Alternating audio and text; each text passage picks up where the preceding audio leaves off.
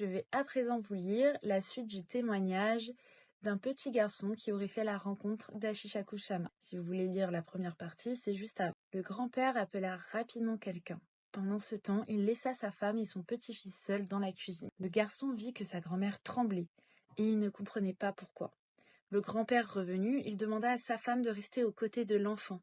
L'enfant, en pleurs, demanda à son grand-père ce qui se passait. Le grand-père répondit: « Tu plais à Ashishaku-sama. » Le grand-père alla donc chercher une sorcière capable de tenir tête à Ashishaku-sama.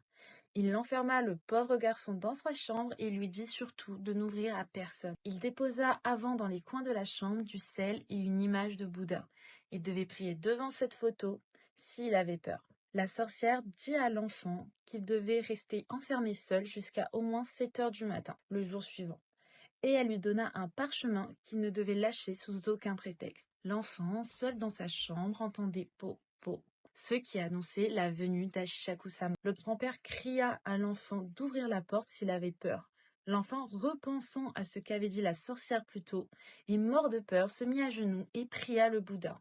Il voyait que le ciel était en train de devenir noir. La nuit fut terrible pour ce malheureux. Il entendait des coups à la fenêtre et le lendemain matin, en voyant l'heure, il sortit. Ses grands-parents pleuraient de joie. Il était le seul à le voir. Il devait fermer les yeux quand il la reverrait. Ils partirent dans une camionnette quand tout d'un coup, il regarda par la fenêtre et elle était là. Il cria et sa famille lui dit de fermer immédiatement les yeux, ce qu'il se hâta de faire. Et il tenait fermement le parchemin de la sorcière dans ses mains. Personne ne la voyait ni ne l'entendait. Il n'entendait que les coups dans la carrosserie. Kassan, la sorcière, pria et après un peu de temps, tout s'arrêta.